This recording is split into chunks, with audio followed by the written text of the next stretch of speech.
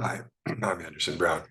The great thing about studying ancient thought, ancient philosophy, ancient religion, and so on, is that for thinkers in the first millennium BCE, we really didn't have those divisions that we have today, the compartmentalization of intellectual topics. So when these texts and these thinkers that we study through the texts that we have of them are talking about, say, metaphysics and the cosmos, or they're talking about their theories about nature, or they're talking about their theories about psychology, the theories about human nature and the mind, or they're talking about ethics and politics and social theory, or art and aesthetics, whatever it is that they're talking about, everything that they say contains meanings and resonances in all of those topics. Things just aren't compartmentalized. And as I say, that's one of the really mind-opening things about studying ancient intellectual material. So today I'm going to talk about some early physicists, early naturalists. Historically, we credit these people with being sort of the beginning of at least what we think of in the European tradition as physical science, but they are at the same time interconnected with all of these other ancient resonances and interdisciplinary implications. So I want to flag that before I start today. And you'll notice when we talk about the elements, earth, air, fire, and water here also, they'll have capital A, capital F, capital W, putting them there just again to emphasize the point that these aren't really just these very quotidian references to substances that we have in our language. They're much deeper sort of references than that. So with that in mind, then, I want to go now to the Milesians. These are the new naturalists of ancient Greece. And I think you'll see pretty clearly their importance in terms of scientific history. But as I say, let's also always be mindful about so many other things, depths and resonances that are there. Very easy to see in the case of Heraclitus, these people rather that we're looking at today, the Milesians, rather more, if you will, business-like naturalists. So let's get on to that. I want to also say something else that used to be, people had a lot of questions about this. Today, modern scholarship is very active in this area. This coast, Ionian coast of Turkey, right around there, and you see there's this ancient Silk Road, a network of trails over land and sea, really going back at least to the third millennium, very old, over 1,000 years old, at the time when we pick up our narrative here with the Milesians on this coast of Asia Minor, which was at that time under Persian rule. But as you can see, you have all sorts of influences and tradings, both in goods and in ideas and in travelers coming through the middle of Asia, all the way from China. And today we appreciate, after the last 100 years or so of scholarship, the tremendous amount of interconnectedness. It's really, and you can see what are called axial age ideas, ideas from the middle of the first millennium, similar in Taoism, in Hinduism and Buddhism, and in the thinking of Plato, and in the thinking of the Abrahamic monotheists of the time as well. So there is a great deal of interconnectedness, and these scientists that we're going to look at today are getting a lot, not only from the old Mesopotamian Persian astronomers and from the geometers of ancient Egypt, but from sources farther afield than that. It used to be just a sort of question mark, but now we pretty much know that that's true. Again, here are the cities. Here's the Milesians, of course, Heraclitus from Ephesus, Miletus. There was an Ionian revolt around the end of the 6th century, and it was a sort of a harbinger of the wars between the Persians and the Greeks to come during those Persian wars around that time. One of the biggest armies ever mustered by the Persians marched right into the city of Miletus during the Ionian revolt of the Greek-speaking people in these cities along that coast during the lifetime of these people that we're talking about today. So they lived in, as the Chinese proverb says, interesting times. So let's get to what Ionian naturalism is. Aristotle in his Metaphysics says Thales is the first philosopher, at least that's the canonical citation. And so there it is. If Aristotle says so, then it's so. And Thales is very greatly esteemed, considered one of the seven sages, so-called, in his own time. But the word Aristotle uses on that first bullet point there, physiologi, the word philosopher, lover of Sophia, the goddess of wisdom in the ancient world, really was something that referred to basically any producer of knowledge of any kind, a scholar or an intellectual or writer of some kind. But Aristotle uses a different word, physiologoi, which means roughly scholars of nature. That's how Aristotle appears to have intended it to mean, something closer to a physicist than what we would call a philosopher. And again, studying ancient philosophy, so-called, is also to study, for example, the cosmology and the physics of the first millennium BC, or when we're reading Aristotle, for example, most of the time what you're really looking at is state-of-the-art biology from the 4th century. Second bullet point, naturalism is another thing is it's striking how much this word naturalism is the same word in this ancient setting as it is in our time. Naturalists who reject any kind of metaphysical dualism, who reject magical explanations in favor of a closed physical explanation, that is, a system of explanation that only refers to physical things. Last bullet point, though, there, and getting back again to this mistake that we make of compartmentalizing everything, the monism, oneness, the idea that all of nature is somehow interconnected, and that there must be, for example, in the case of these Ionian naturalists, some kind of element that's the basic element out of which everything else is made, later evolved by the atomists, Democritus and Empedocles. And this is, though, also notice the idea behind the monotheism of the Abrahamic tradition of Judaism, Christianity, and Islam that was also flourishing and evolving, that is to say, in the second half of the first millennium.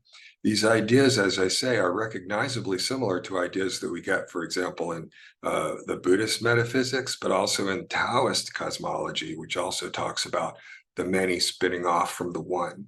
So it was, ironically, I would say, considering how we think today of natural science being at odds with a kind of spiritual tradition, it really was this axial age notion of oneness that underlay, I think, a lot of this evolution of natural science in the Ionian coast in the middle of the first millennium. So we'll start with Thales, as Aristotle suggested we do. He was a very accomplished astronomer, also a very accomplished mathematician and geometer. Again, we know he visited Egypt. There's an account of his measuring the height of the pyramids.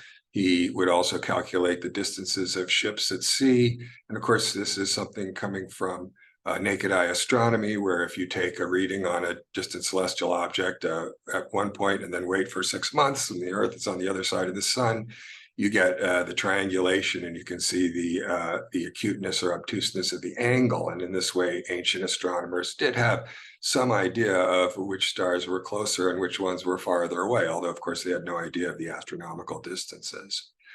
He did a lot of other things. He predicted a solar eclipse. You often see this in science fiction movies, where the protagonist is impressing the indigenous people, say that there's some sort of wizard by predicting an eclipse. Thales actually had that experience, and he was considered rather wizardly for that. The story also goes that he cornered the market on olive futures because he was doing his meteorology and had some reasons for thinking that there was going to be a good olive harvest that way.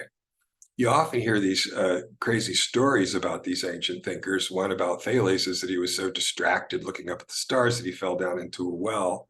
Probably the explanation for that story is that he had himself lowered down into a well so that he could see whether the stars with the ambient light cut out so you could see them, which is what happens if you go down to the bottom of a well, or whether you're down in, say, the Wall Street district in lower Manhattan, you can see this in the middle of the day sometimes, to see whether the stars were in the positions where he thought that they should be. The last bullet point there, there's a famous story. Thales was told that there was a large meteor that had come down from the sky. He traveled out and inspected it. He saw that it was a rock. And so there was also this idea of that in the celestial spheres, things might be different than they were down here in the sublunar area or earthly spheres.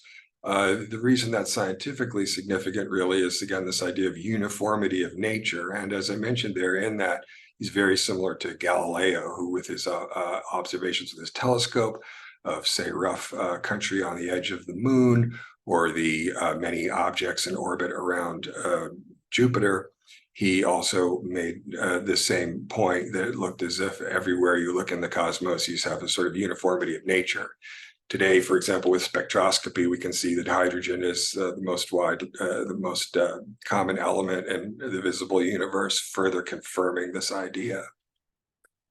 So what makes these ancient pre-Socratics historically significant in terms of natural science is they reject mythological explanations, folkloric explanations, or in general magical or non-physical explanations.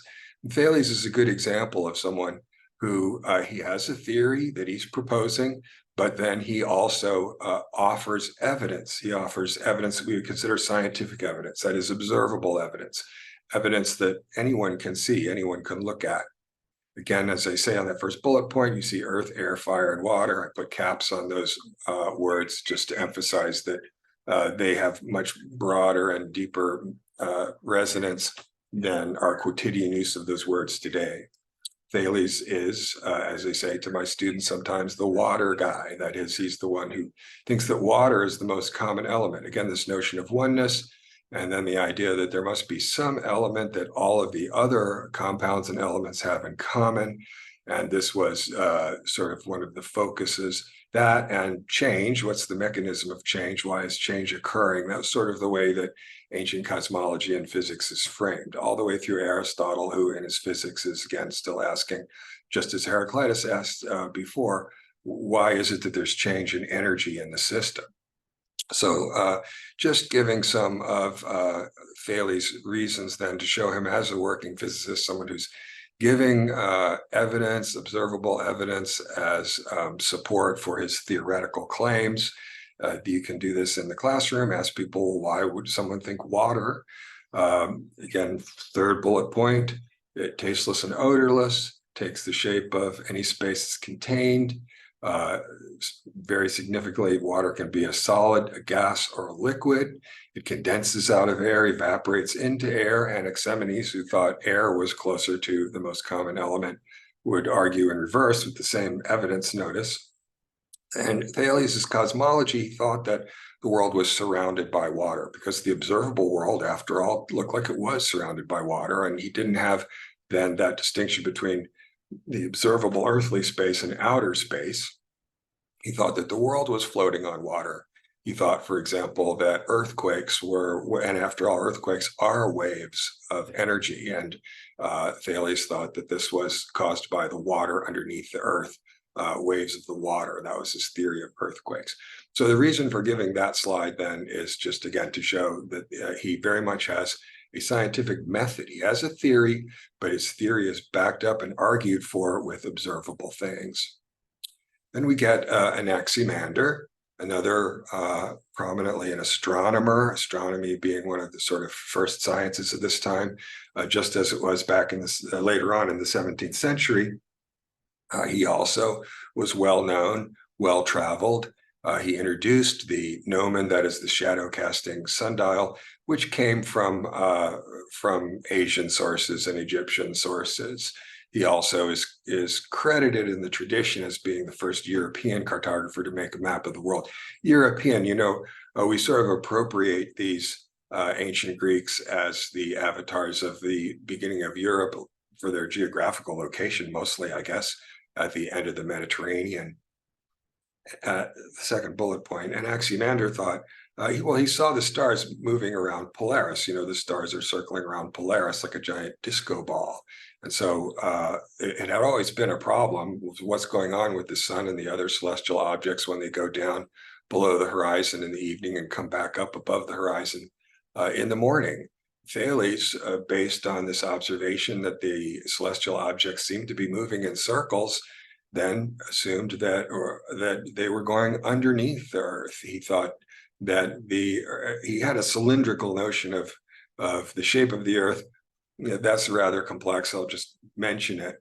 But he modeled then the cosmos as with Earth suspended in the center, not supported by any element. He eliminated the celestial sphere, that is, the idea that there's sort of a dome of the heavens. Some people had theories, for example, that maybe there were holes in the dome and you could see the fire coming through the holes or that sort of thing. Anaximander giving us a good example of eliminationist theory. He doesn't reduce the celestial sphere to some other thing, like you could reduce Zeus's thunderbolts to electrical discharge. Rather, he says there is no sphere, we're floating in space. A rather radical astronomical claim for someone someone who was born in the 7th century BCE. As to Anaximander's physics and cosmology, it's striking how sort of fully blown these natural scientists are, just sort of coming out of the box. So he had his astronomical theories, and this led him, it appears, to some very introducing a great deal of abstraction into the physics of the time. The epeiron is the boundless element. That is, Anaximander said, well, it's not earth, air, fire, or water. It's some underlying element. Notice that's an abstract idea that is common to all of the elements. This notion of the substances sort of trading and exchanging and being composed of mixes and balances of elements is a really basic part of ancient physics.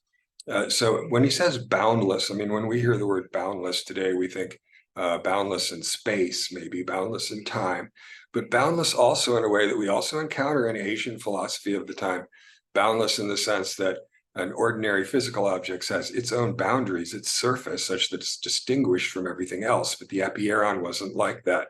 So this notion of boundless, again, not only spatio-temporally boundless, but also boundless in the sense that it's not distinct from any other object. It's the thing that all objects have in common. Again, a great deal of abstraction.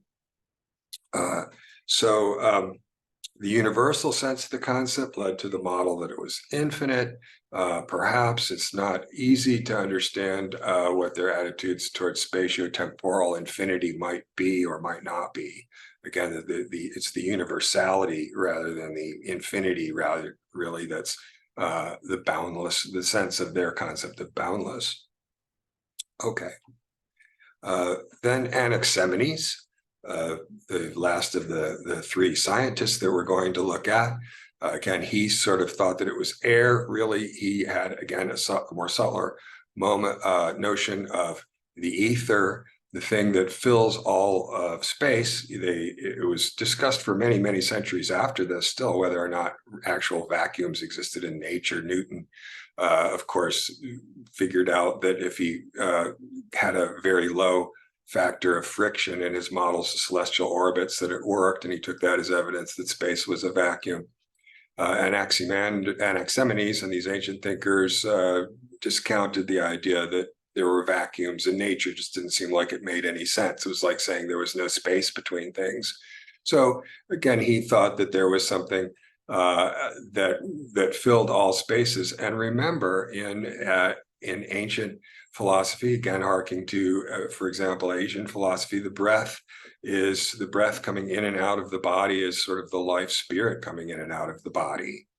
Air released from the earth nourished the flames of the celestial bodies. You saw that air nourished the flames, a good reason for thinking the air is a fundamental element rather than fire, which was the favorite element of Heraclitus's fragments, for example.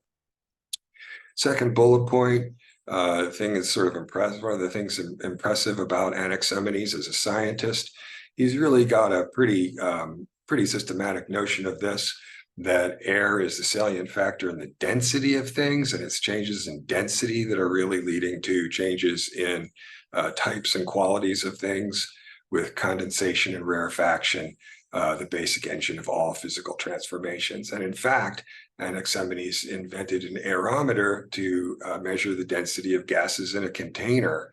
Again, very much a research scientist, someone who wants to see whether his theory is correct or not, and he's developing equipment and observational tools to see whether his theory is true or not. the third bullet point, we see these people again as early physicists, but the thing about Anaximenes is strikingly well-evolved scientist. He writes in plain prose, and he always presents physical evidence in support of his theories. If he doesn't have observational evidence, he tries to figure out a way to get the observational evidence. And like all of these people, of course, it's probably the reason why we still know of them today, or why Diogenes Laertes, for example, chronicles them. He was greatly esteemed at his time. These people were known and their views were widely disseminated, which brings me to the last person I'm going to talk about today, which is Xenophanes, who really does belong. He's from Colophon on this Ionian coast of Asia Minor. He spent his life far away from there, left as a young man, and traveled widely throughout the Greek world. He was then, because of that, he was an itinerant poet, which was someone not just reciting artful poetry, but someone also bringing information and stories from town to town. It was an important way to transmit information, of course. And he was one of the most important popularizers, in the same way that Thales and Anaximander, Anaximenes are really strikingly evolved scientists. So Xenophanes is a really strikingly evolved popularizer and commentator. He's a social critic of the old Homeric and folkloric and polytheistic knowledge-based, and he gets right to those criticism. This is the second bullet point. He's characterized by the same disapproval of Homeric polytheism that's prominent in Plato. We see it, for example, in Heraclitus as well, where he has some very misanthropic fragments about what ought to be done to these sages from the Homeric times, these polytheistic sages. Popular culture, he says, projects human nature onto a cosmos that is, in fact, sustained by much deeper things. Horses, famously, Xenophanes says, if horses had idols, they would look like horses. It's anthropocentric. Humans do the same. Real divinity is beyond human ken. And this is, again, a very bold kind of cultural criticism for someone to be making, someone who was born in the 6th century. But Xenophanes did this. This was his message as he traveled around. So again, these ideas and discussions are ideas and discussions that they're having. A lot of things that people think are only found in modern intellectual life, arguments between relativism and objectivism, for example, are very common in this very vibrant and very sophisticated and cosmopolitan ancient Greek world. Last bullet point, though, and this is very historically significant, certainly for philosophy students, he shares with these other Ionians a secular, amoral picture of natural processes. So if the Homeric bards give us a world full of these chaotic, violent gods, where our fate just might be something very contingent on them, so too these new naturalists, the Milesians, although they're breaking with that ancient magical Homeric tradition, they still do present us with a world that's a kind of amoral, godless, mindless kind of world. So that's the last bullet point. He shares with the other Ionians a secular, amoral picture of natural processes. Just as David Hume gave us a kind of picture of the world as it's seen by empirical science that really didn't have a lot of things in it like freedom and the soul and God and so on, that Kant reacted to. He did have his own physical ideas. They seemed to involve something like clouds or nebulae, maybe talking about the basic nature of things. And so Plato then later on is reacting against this kind of capricious, chaotic amorality of the Homeric gods. But he understands that the new naturalism has the same problem, and that informs Plato's own metaphysical project, where he wants to kind of establish through his cosmology a kind of moral realism in the world. So just to sum up then, this very short introduction here to these pre-Socratics, the Milesians, the modern world. Let me read off that first bullet point. The modern world, from Galileo through Newton, is mechanistic physics, Darwin, evolutionary biology, the anthropology and psychology of modernism, James, Freud, the 20th century physics of relativity and quanta. we live in a world where the implications of all of this science are part of our kind of cultural debate, and a cultural debate that deplores the reductive, dehumanizing worldview of science. Even as it valorizes empirical method, we almost have a sort of priestly view of physical scientists today. We even think that there are people who are scientists who are different from all of the other people, which is a mistake. And if you look at philosophy of science. And as I mentioned before, in the early modern period, for example, this is the essential argument between Hume and Kant. Kant objecting to this kind of amoral world that Hume's very secular approach presents.